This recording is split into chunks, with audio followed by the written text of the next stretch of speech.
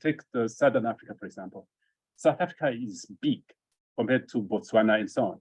So many times the gains in the immediate run are going to accrue for the bigger, more capitalized, more diversified economies.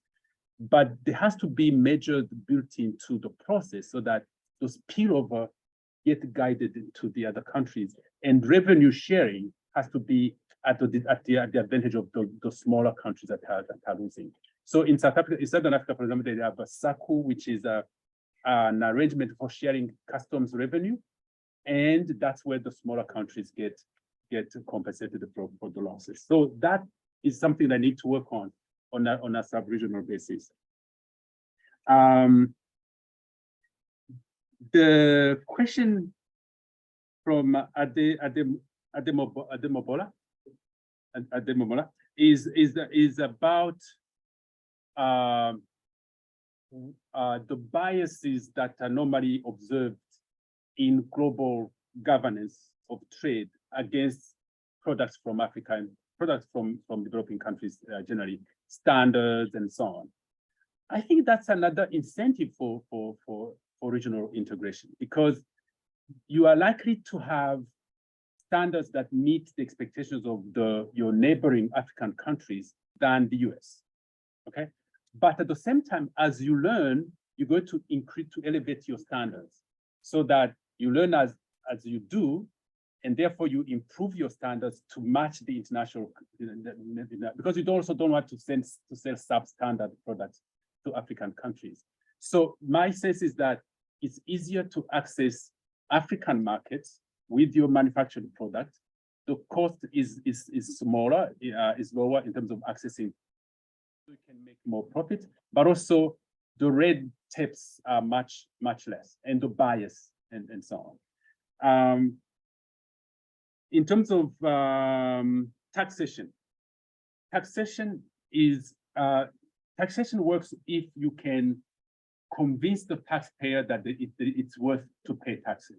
It's what we call the social compact between the government and the taxpayers. If the government is not leveraging, it is not collecting taxes, it cannot provide services. If the government is not providing services, it cannot justify why they should collect taxes. It's a two-way thing. The reason why in Amherst, for example, using my example, is that we, the citizens, have a say on how the revenue is being used, because we look at the school budgets, the roads, and so on. I think so. The idea is to push for participatory governance in African countries. Decentralization is one way to do that, so that you empower local communities, provinces, communes, and districts to levy their own taxes, because the population is much closer. They can actually enforce, and then you leave, of course, some federal taxes.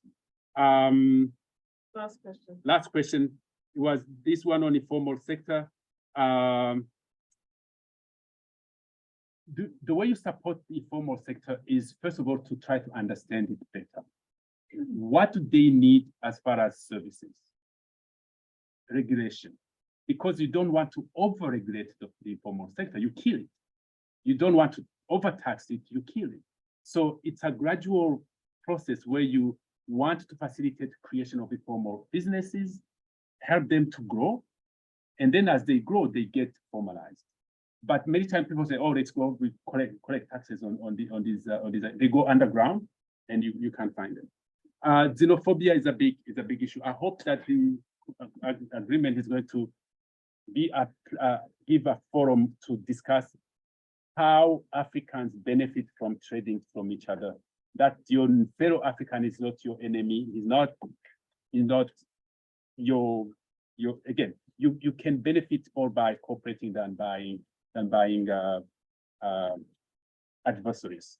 Thank you very much. Thank you.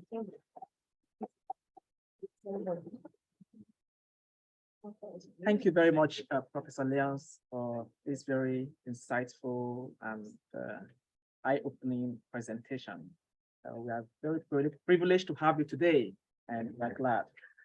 Very quickly, we understand that a lot of people also still have questions. Those online, you can send your questions through chat, and Professor Lyons will give you appropriate response via email. Thank you very much. We are going to move immediately to the next item. Doing that, I'll have the privilege to invite Adana to introduce the next speakers. Adana is a public policy graduate student, second year PhD, and a lawyer by profession. She's interested in international law and environmental law research. Adana, please welcome on stage. Have the floor.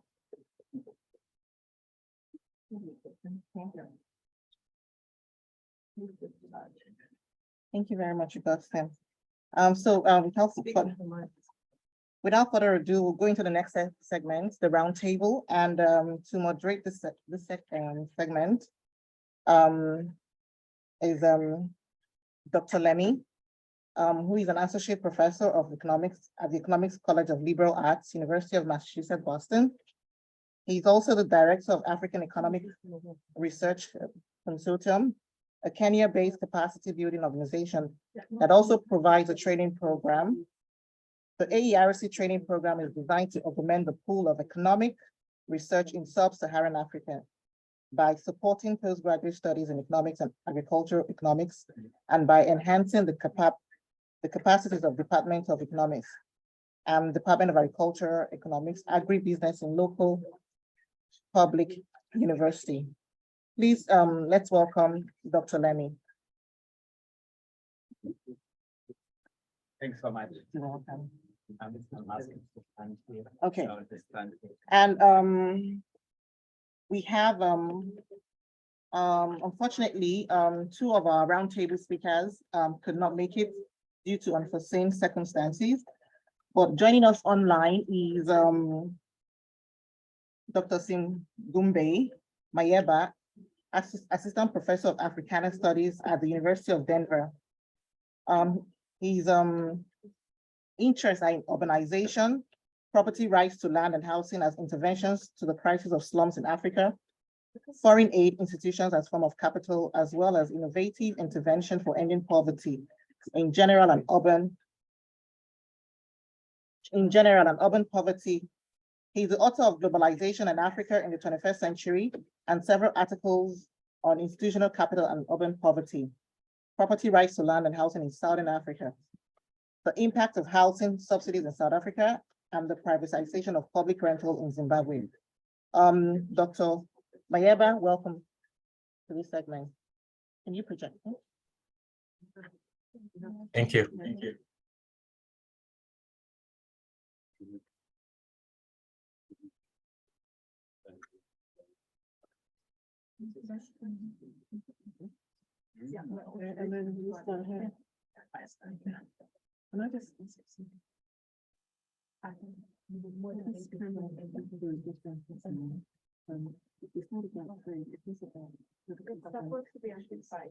Okay, yeah, that's what, yeah, we don't want to duplicate them.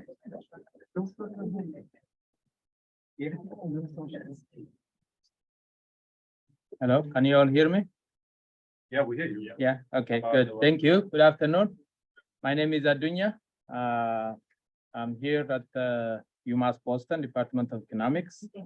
I'm happy to see my colleague from the other campus, Professor Ndukumana. I don't know which one is the right way of saying it, but I have a lot of your friends, I mean, your former students in my department. So I just copied from them. So I think that's right.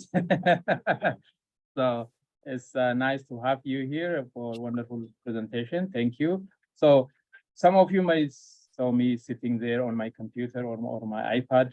What I was trying to do was trying to edit my PowerPoint, which was impossible because it was almost similar to what Professor Ndukumana presented. So I gave up, but it's a good segue here. It's a similar topic about regional integration in Africa. Very excellent presentation from Professor Ndukumana. But we have our former friend, probably some of you know, Professor Muyaba was here for some reason, maybe family reason, he was here. So thank you for coming. Thank you for agreeing to be on the panel last minute. It's such a pleasure. Yeah, thank you. Yeah, so it's a similar topic on African regional integration. We just continue with the issue, but divert a little bit to talk a little bit about the political dimension, the cultural dimension of it, especially Professor Muyabe was in the political international relation dimension. So we'll add a little bit on the political dimension, political issues, whether this makes sense, whether this creates other problem like difficulty for people moving across border, even within Africa. And also, I was communicating with him a while ago about the colonial legacy and what's the implication of that on the regional integration. I have my own things to raise.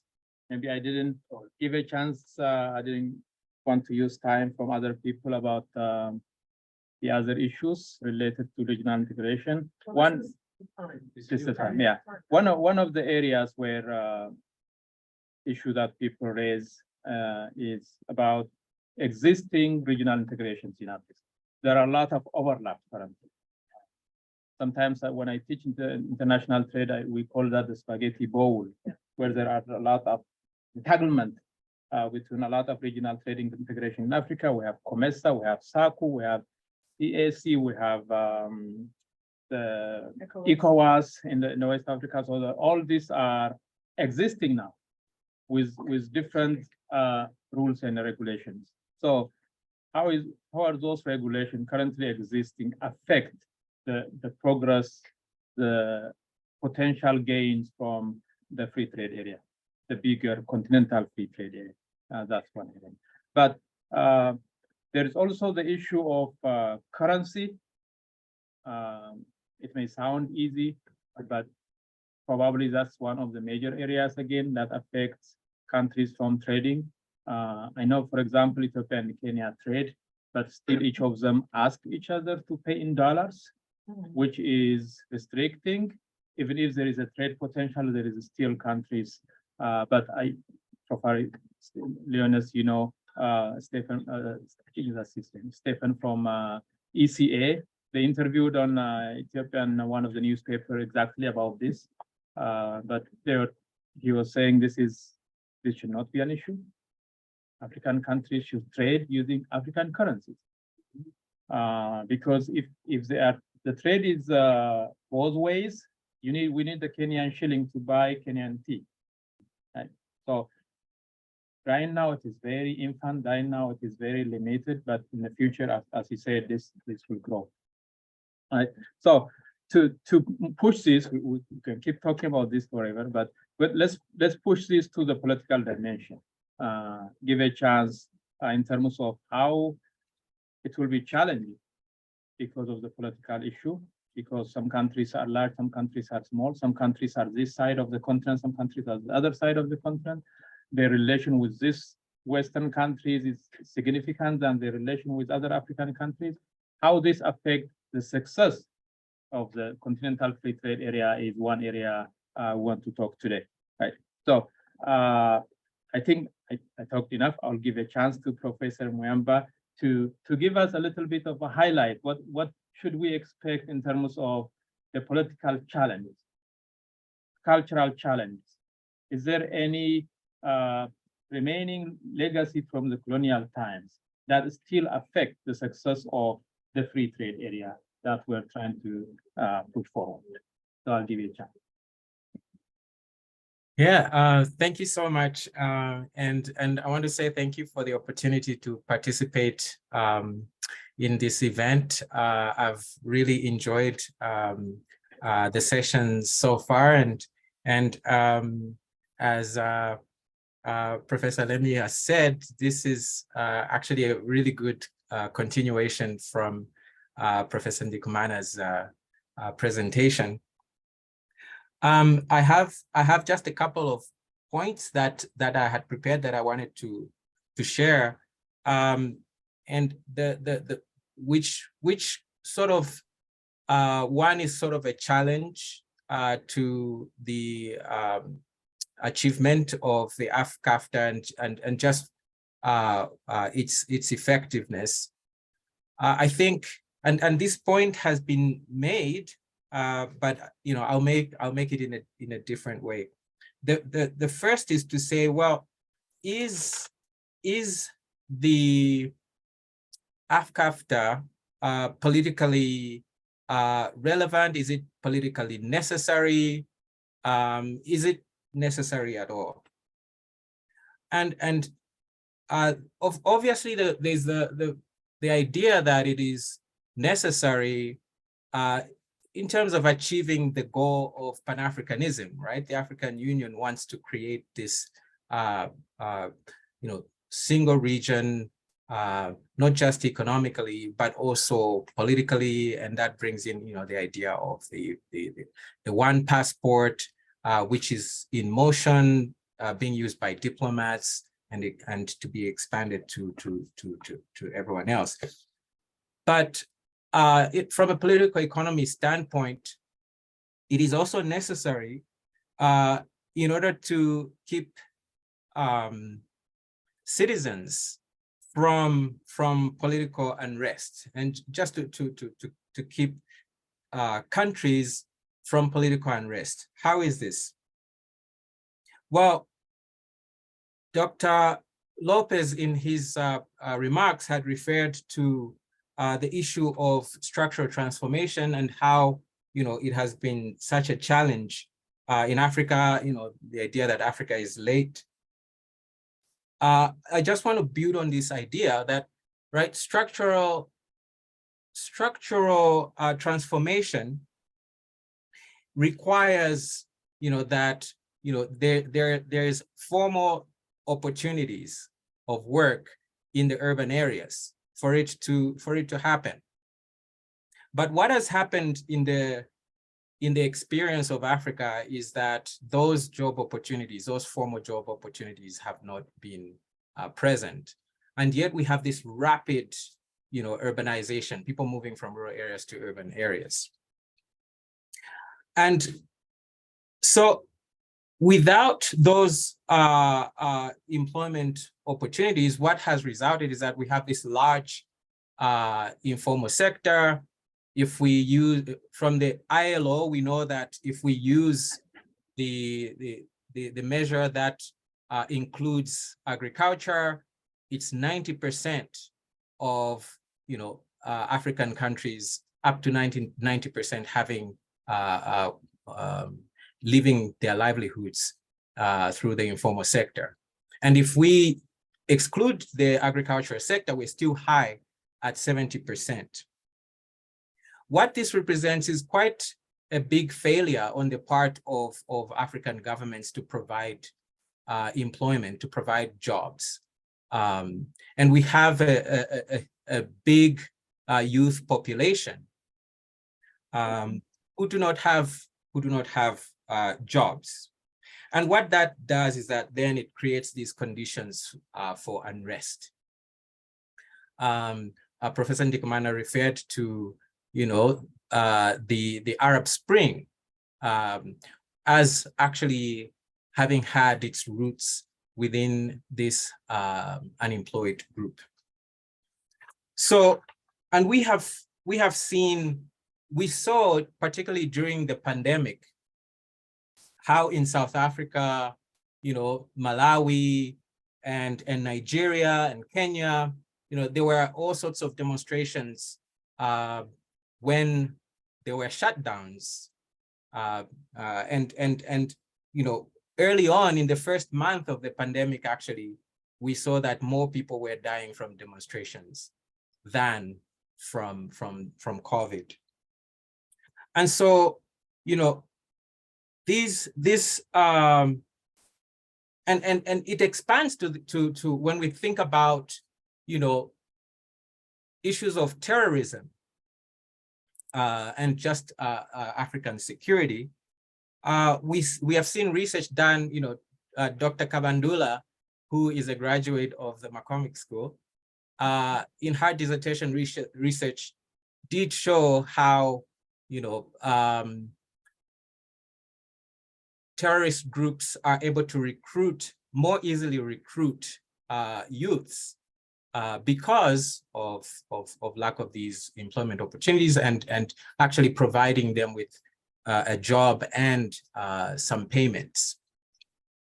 So, the point is that AFCAFTA or the AFCFTA is politically necessary because it does provide new opportunities for people in the informal sector to be able to, particularly those in the, those that are involved in cross-border trade, to be able to actually have something to do in lieu of having formal employment, which African governments have not been able to provide. So that's kind of like my first point to do with the political aspect. The other point that I just wanted to make is to do with the cultural legacies of colonialism as a challenge that the AFCFTA or AFCAFTA faces. So, many of you have read Professor Ali Mazroui's book, The Africans, A Triple Heritage, which was also accompanied by an 8-part TV, documentary series. And in his work, he talks of Africans having, the traditional, the Islamic, as well as the modern heritage from colonialism. But one of the most important legacies of colonialism and modernity is this idea of a westernization or Western values and culture as, the sort of better culture than our own cultures. And of course, colonialism in a very brutal way, tended to socialize Africans in this way. And there have been many efforts, of course, through Leopold Senghor and the many scholars and leaders who tried to ensure that we appreciated our own cultures. But this work still remains, right? And so a challenge that is faced is what Pierre Bourdieu refers to as the social judgment of taste, right? So the taste, what many Africans judge as being of good and of high taste, dignified and to be pursued for one's consumption, tends to be highly influenced by Western ideals, and this is as a result of, or as a legacy of colonialism. And from an economic standpoint, of course, Professor Ndugumana had referred to this as no buying Africa orientation. So, and we see this a lot, with manufactured goods. We see, particularly with the expansion of information and communication technologies, there's continued increasing internet penetration, which exposes and continues to socialize our youths and our general African population towards new Western consumption patterns. And with globalization, this continues to happen at a really rapid pace.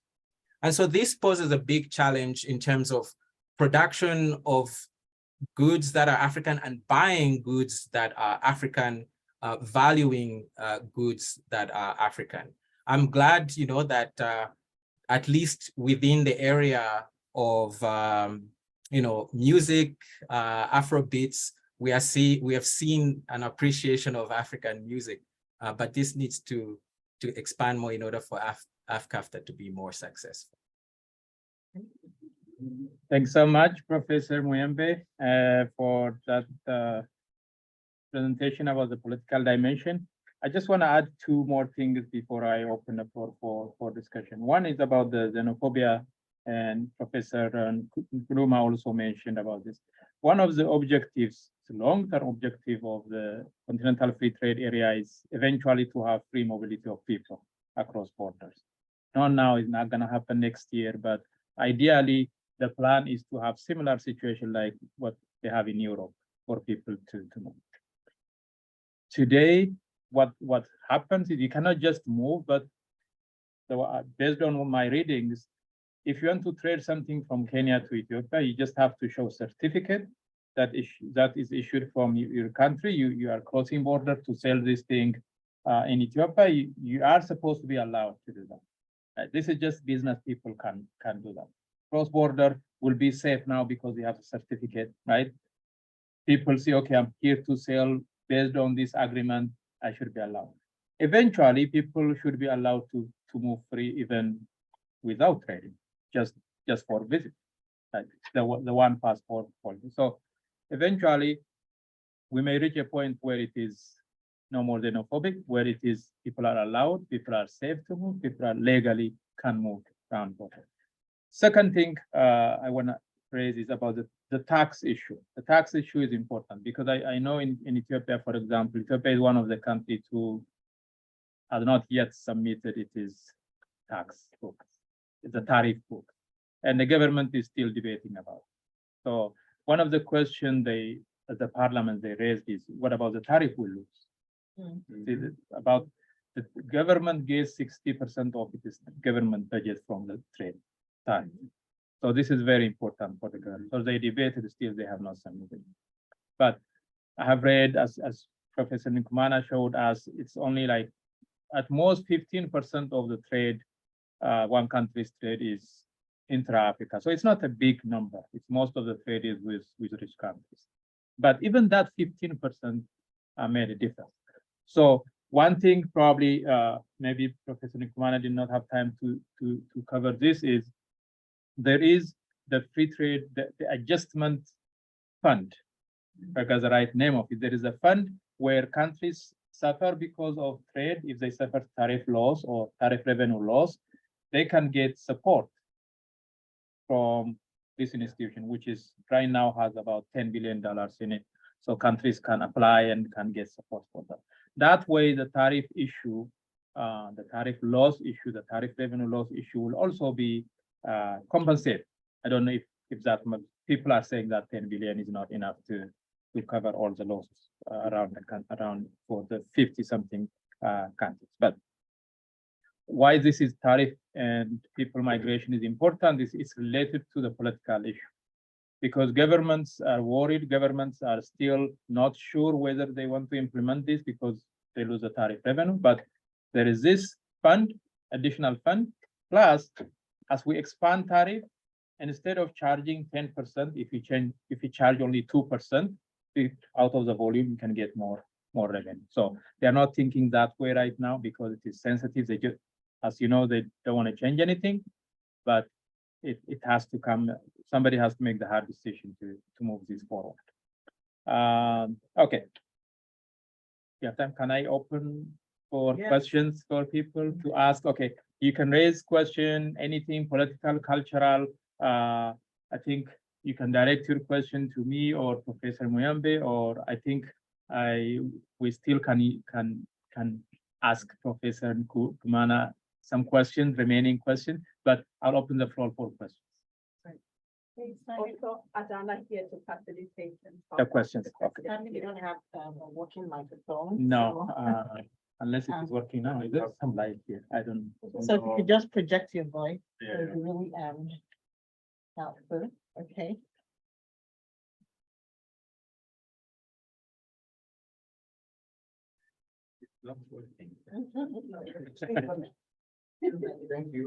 Thank you for your great presentation. Thank you. My name is Osi Senigi. I am from Togo, and I am a lawyer. And I got a Fulbright fellowship scholarship from the US federal government, and I am studying in Boston University. I really appreciate your presentation, and this event because you young generation, I think that it is time for us to do something for our continent. And I congratulate people who take this initiative to organize this event. My question is about the election in Africa. So, from my perspective, the most important challenge that we have in Africa is the way people are settled out. And this is why, for I can say last year, then in many countries like Mali and Burkina Faso, and I am sure that if we don't do anything, there will be again other coup d'etat in Africa. So my question as a professor, how do you think that we African countries, we must deal with this issue?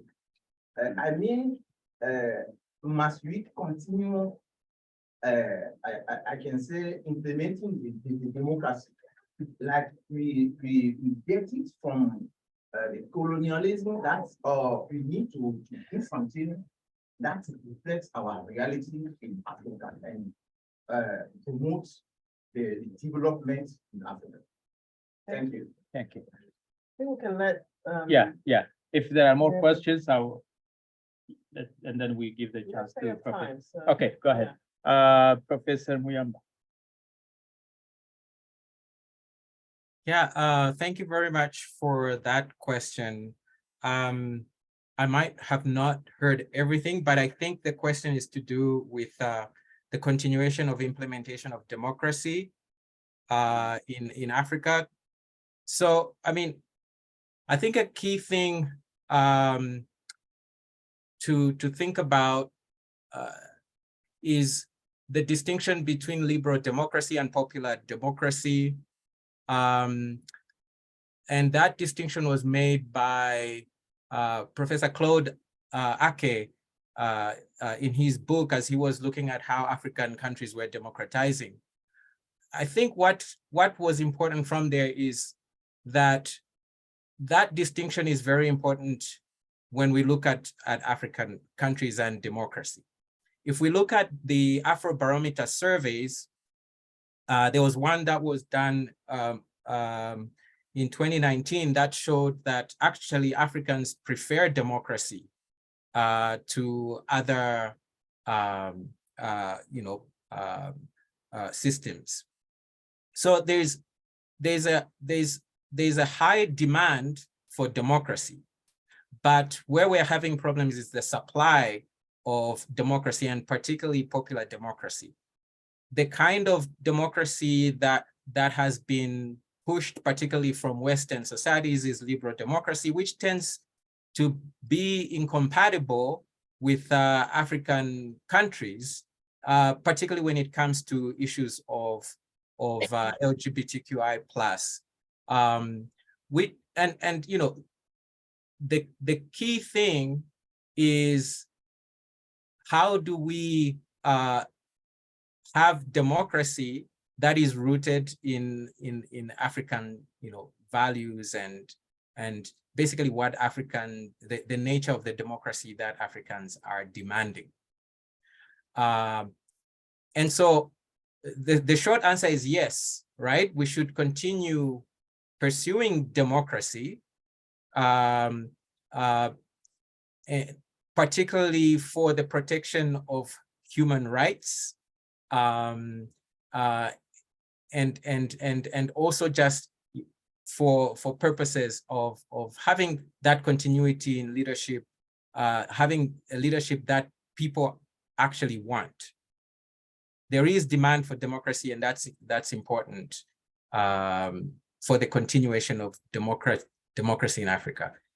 Where I think we have to take baby steps when it comes to liberal democracy. And I think particularly, the United States did not become the democracy, the food democracy it was, and now the flawed democracy it is, right? It didn't happen in one day. And basically and it's also a fragile process, right? democratization is a fragile process. So it has to be taken in baby steps. I think we need to celebrate African countries that from 1990, when there was that wave of Huntington's wave of democratization, as some people refer to it, that process until today, we've seen a lot of African countries that have grown in terms of democracy. There's political alternation, and I think we should continue to give a lot of credit. But yes, there's a lot of work to do, and we should not, slow down. Thanks so much. Any additional, Professor Indozi? Do you want to add something to the planning? Go ahead. Thank you. My question has to do with norms, or probably like how we are socialized to talk about Africa. And I mean, personally, I think most of the questions I get from people that are not African usually ask like, what is wrong with Africa? Or probably they go on a issue. And then they ask me like, is it corruption? Is it poverty? But also like internally, I feel like most times I talk about the bad things about Africa than the good things. And then sometimes like we compare African development to Singapore, China, South Korea. And then in my conversations with Chinese students, they talk about the positive things about China and not the negative. So I'm wondering like, how can we as young Africans like redirect our thinking to focusing on the bad things, but of course still embracing that we can do better.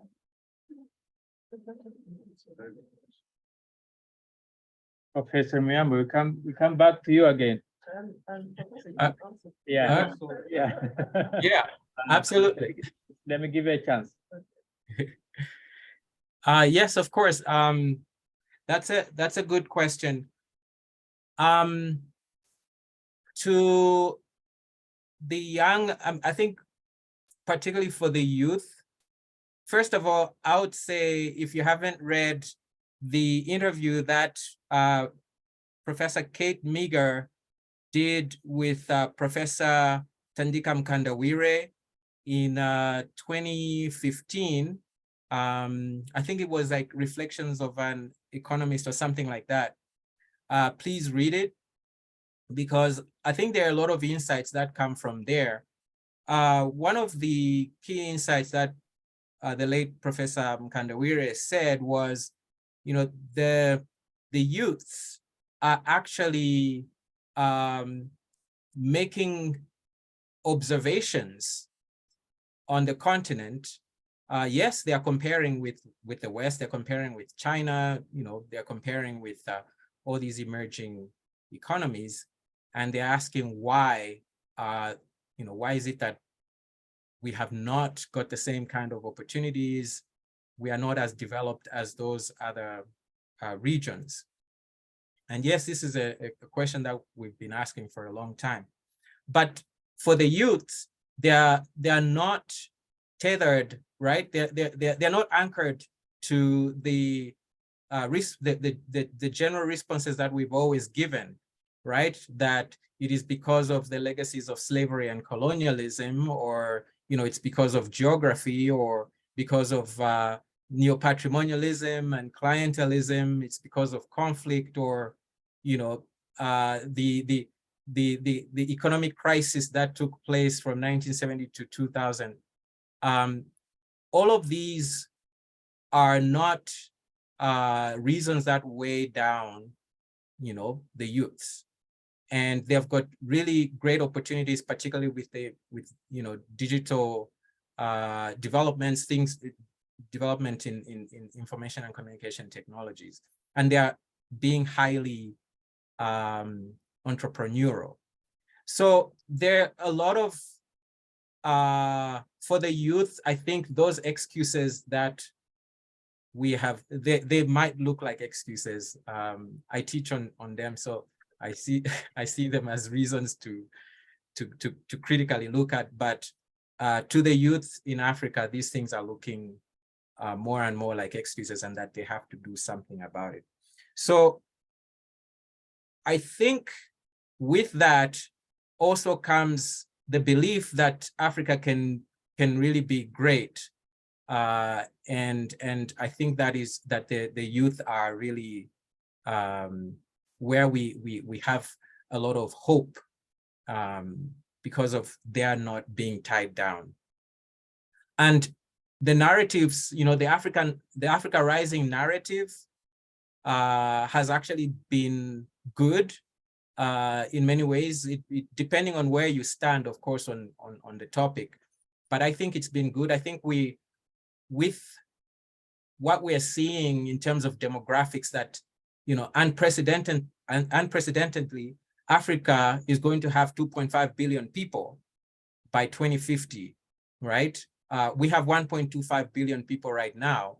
That provides opportunities, you know, for, you know, as you see a lot of societies that are large, you find all of these opportunities for incentives, right, for innovation and inventiveness, right? So there are a lot of these, you know, Africa being a large market, and of course with AfCAFTA, right, there are a lot of positive things that are going for the continent. I think that that should be one way of looking at positively at the continent. And I think, you know, it's not trivializing, but I think it's important to see also how much impact Afrobeats has had, right? I think a lot of artists, African artists, are actually selling Africa's culture out there positively, that a lot of good can come from the continent. And I think that's all of those things are ways of looking positively at the continent.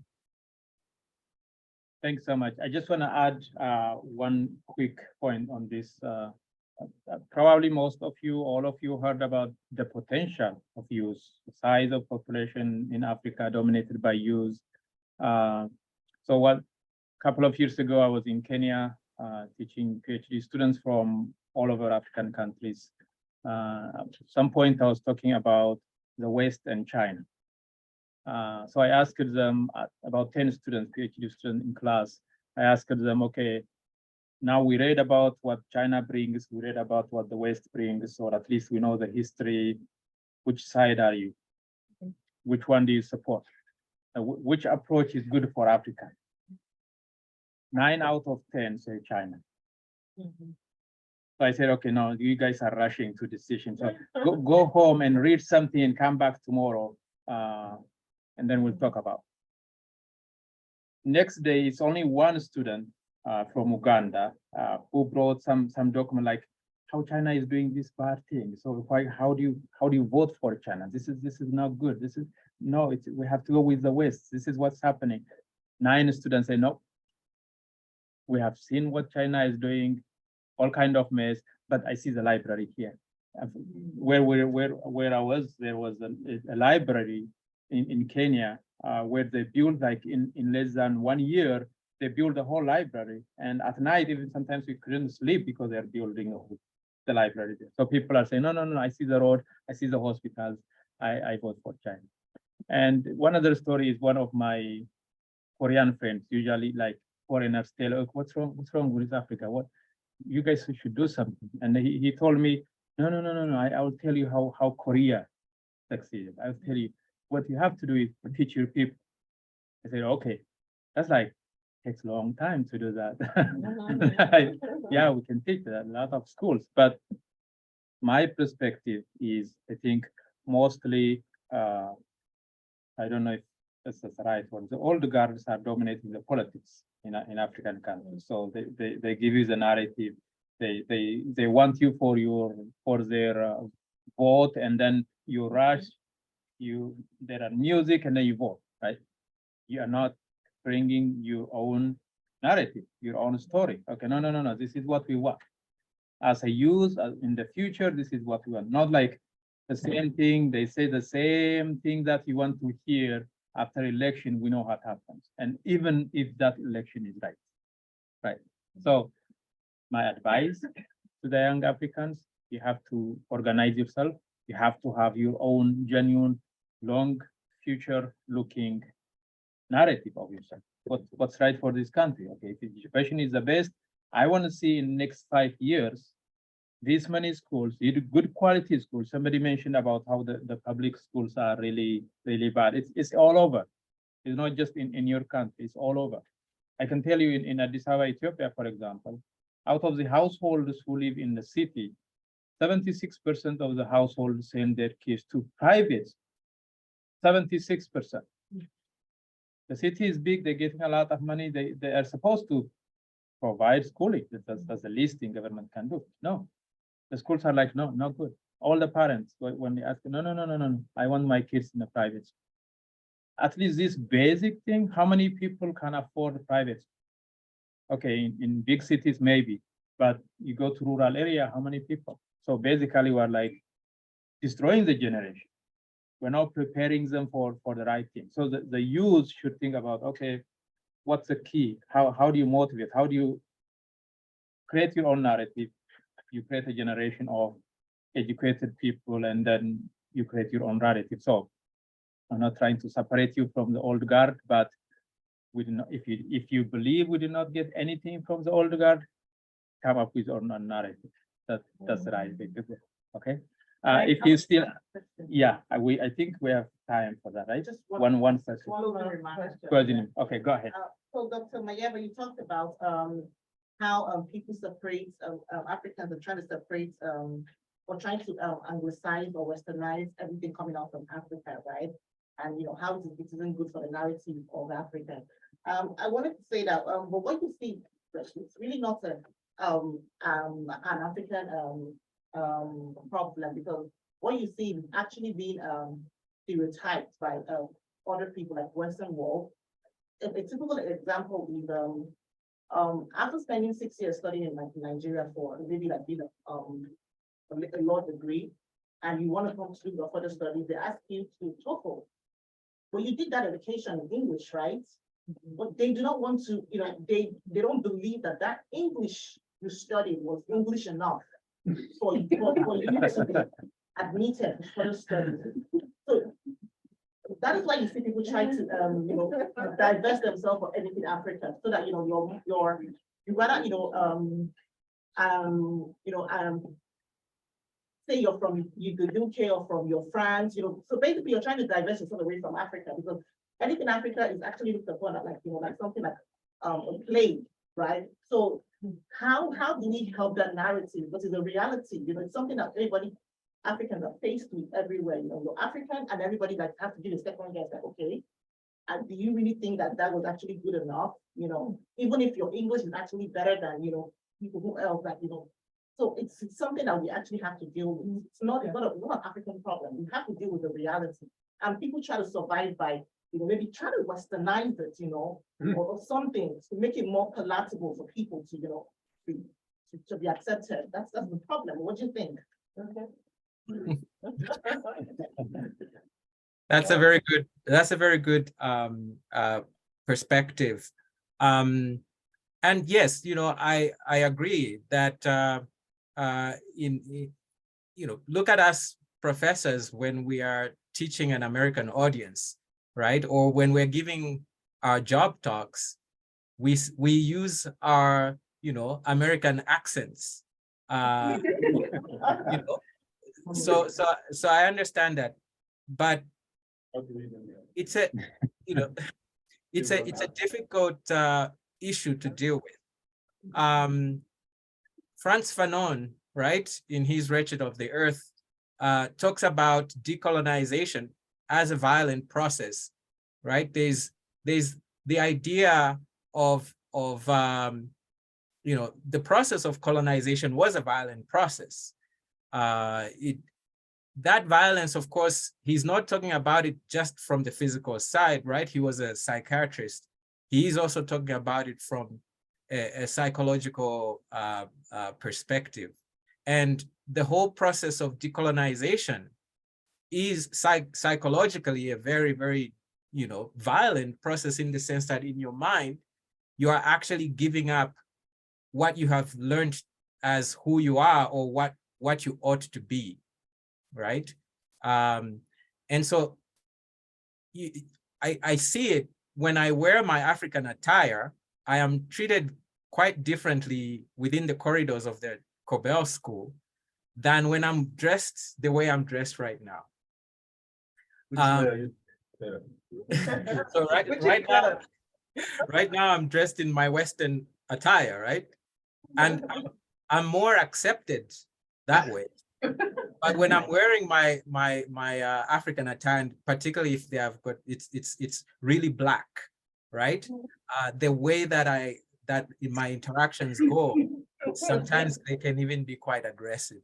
So it's a very difficult thing. I think when we look at the plight of African Americans, they talk about being woke. And I think for us, it is about being aware, right? Being aware of who you are, being aware that, yes, you are African. Even if you're an African in the diaspora, you are fundamentally African, and embracing what it means to be African. Yes, you have to be wise in terms of how you navigate your environment, being aware of what it means to be Western, but valuing what it means to be African, and valuing African clothes, for example. Yes, you should wear African clothes. You should buy African commodities. If AfCAFTA is to be successful, when we travel to Africa, right, we should buy African, eat African, right? And within African society, it is essential for that awareness that if you are buying African, you are keeping the money within the continent, and that money will percolate, to buying other products from the African continent, and therefore keeping the money within the continent if AfCAFTA is to be successful. I think Professor Dikumana might, I think, had referred to, issues of buying products, but also manufacturing, owning African. Since the structure adjustment programs happened with liberalization and privatization of public enterprises, a lot of the firms are owned by Western companies. If you go to a gas station, if you are in a French-speaking country, you go to Agip or Total. If you're in an English-speaking country, you go to Mobil or Shell, etc. All of these are things that will cause a lot of problems, with the continental free trade area, because they're not owned by Africans. How do we deal with that? That's a whole issue. If there's a gas station that is owned by Africans, go there and gas up your car. But yes, be aware, at the very least. Thank you. Thank you very much. Thanks so much. Thank you so much. I think we ran out of time. Yeah, thank you so much. Thank you. So much. Thank you. Say something? Are we going to do the record? Yes. Yes. Okay, no, just do the raffle, and then I'm gonna, sorry. Yeah. Sorry. Do that again.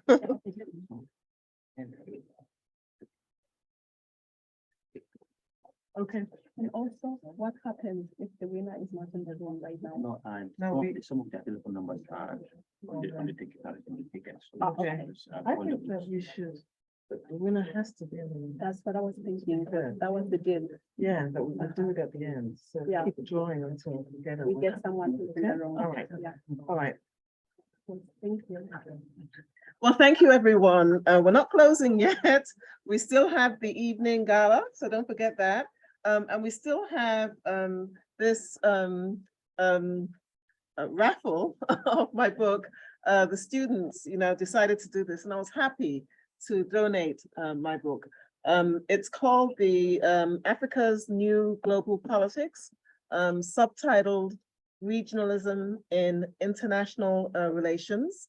It's co-authored by my colleague Moses Kisa, Ugandan assistant professor at the North Carolina State University in North Carolina. It's really, I really enjoyed writing the book. There was a question here, for example, earlier about China in Africa and the choice of Africans for China. But in this book, I have a chapter called Africa's Aspirational China Policy. So rather than, China in Africa or France in Africa, what about Africa in, those continents? What about reversing the relationship? What about Africans, sort of thinking about, yes, we want to partner with China, but, on equal terms too, and this is how we do it. And we say in this book that, that is happening, that the African Union is establishing mechanisms and policies and agreements, in order to do that. And that's what this chapter is all about. But the book is so much more, I hope you'll enjoy it, whoever wins. And so I'm going to ask Amadou to shake it up and use his Gambian, or is it Nigerian tradition? Oh, there is one more that we need to put. Oh. Yeah, I like the name. Yeah. Okay. No problem. Yeah. Make sure you Well, buy- so make sure if the you buy. person. So if the winner is not in the room, we'll draw again, because the idea is the person Somebody has to asked be if in they the can room. find it on Amazon. Absolutely. The person asking, again, it's Africa's New Global Politics. It's on Amazon. Yes, absolutely. Let me give them 2 more minutes to have some of the audience that came late. This is like Nigerian elections. Vote after the. I'm Nigerian, so I can do that. After the counting. After the counting is over. Don't forget. Yeah. Party doesn't have enough votes, so. That's good. Although, that's exactly what Trump asked for, so it's not just Nigeria. Why did he stop? I believe Mugabe in 2008, even was it 2008 or 13, when he had the voting, like the elections redone, just because he hadn't won. Yeah. So they had to redo. Yeah, they did, like a rerun. And he won. Yeah. Didn't even have to stop the vote. No. That's good. All right. Let me check it. So we said we have 2 books, We have actually. 2 books, yes. One in hand, the other one I'm gonna have to send to the person. Yes. Okay. And So the rule is yeah, only. Only you have to be people- present. only You have to be people won. present. Yes. Okay. And the first one had to be me. If you are a guest, you cannot. No. I cannot read the election. Good. All right, Okay. all right, For transparency. Yeah. okay. Yeah. How about some music? You're thinking. The PowerPoint slide. Yes, I think that's okay. That's okay. That's okay. All right.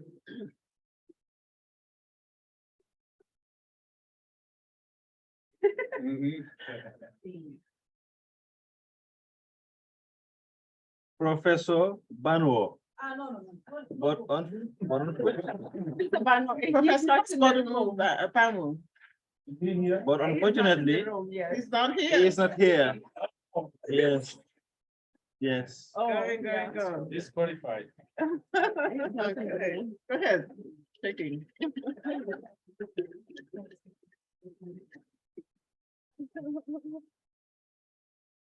Okay.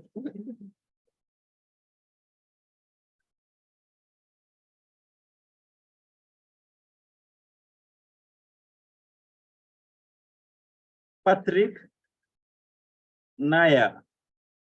Is it Patrick or Patricia? No? Oh, let's draw the next one then. Patrick, no? I'll tell you when my name.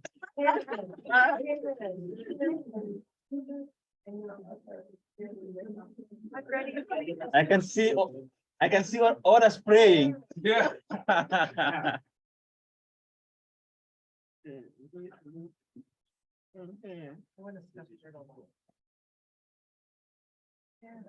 David David who? Snap. David Snap, Not here. not here. Okay, fine. Okay, okay. What the winners are back. Ready, I'm ready for you to go.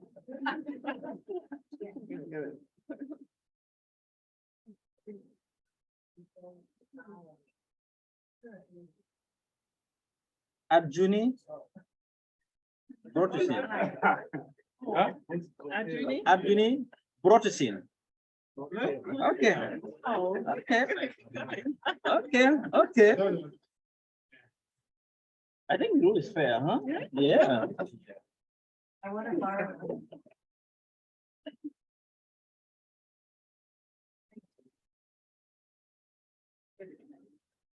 Crystal. Oh.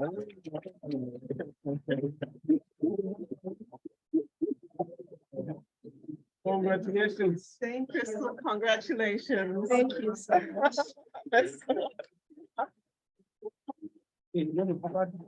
Huh? There's another book. There's another. Yes, there is another one. Oh. But yeah, there is another one, second book. That one is mine. Perfect. Yeah. Are you saying that? Yeah, for that one, Professor, you don't even send it to the individual. Okay. Yeah, yeah. Yeah.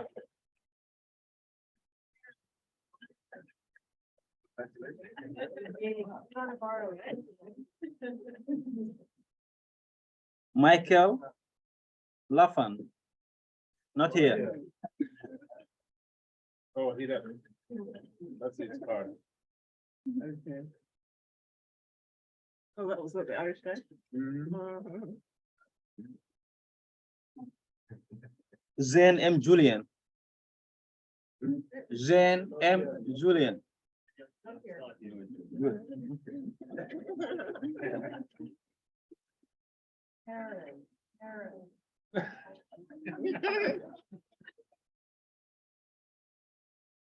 Reinforcement.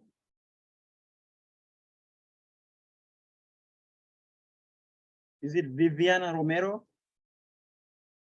No. Okay, left. Okay. I think the conclusion that people are still remaining are not very likely.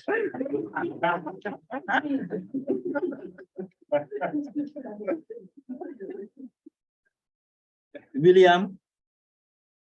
William? No. Then for me. Okay, the rule is we should start from the end. All right, can you just tell me what your name is and I'll look? Ali Dean. Not here.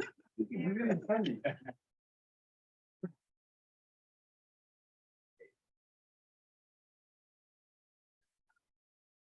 Bay Cell.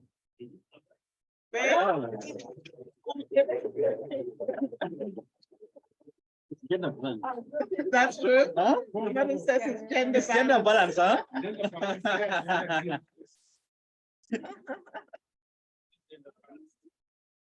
Okay. Okay. Maybe we can borrow. Okay. Yeah, thank you. Yeah.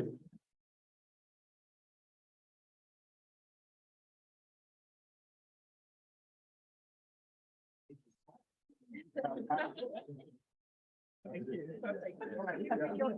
So that I can get the book to you. Yeah. Just write your email address. No, address. Your mail. Thank you very much. Well, thank you for that, everyone. And thank you for staying, online audience, as well as in-person audience. We are not over. We're just at the end of our day event. For the online people, we're gonna go offline and then go back online when we get to a new location at the Edward Kennedy Institute, which is just a few minutes away. And we're going to restart at 5:30. For those of you in the room, you should walk with us there, and let's continue. We're going to have a really fascinating lecture by Lerado Mashawa Kegule, and I see that she's online already for this really fantastic presentation that she's going to give. She is a former South African soap opera star, but also, a business owner, an entrepreneur, and a Harvard Business School scholar. And she's going to give a presentation on the creative industry. Also, after her presentation, we're going to have a great fashion show, and the African Student Union, the undergraduate students, are going to come out and give an African dance celebration. There's going to be more food and more African food, and a DJ over at the Edward Kennedy Institute, so that you can listen to more Afrobeat music and actually dance to it. Thank you, though, all of you. I wanted to thank our special guests, Carlos Lopez, who may still be online, especially Dr. Indu Kumana, who has stayed with us all day and is going to stay with us all evening. Thank you, though, for your great presentation, really fantastic presentation. Thank you to you, Dr. Lemmy, our CLA economist professor. Thank you for the roundtable. And Dr. Singumbe Mayoba online there. Thank you so much. It was short notice, maybe two days away, and came in and gave us a great job. Professor Mayoba is an assistant professor at the Cobell School of International Affairs at the University of Colorado. I'm sorry, is it Colorado? Denver. It's not. Nevada. Denver. I'm sorry. It is Denver in Colorado, but the University of Denver.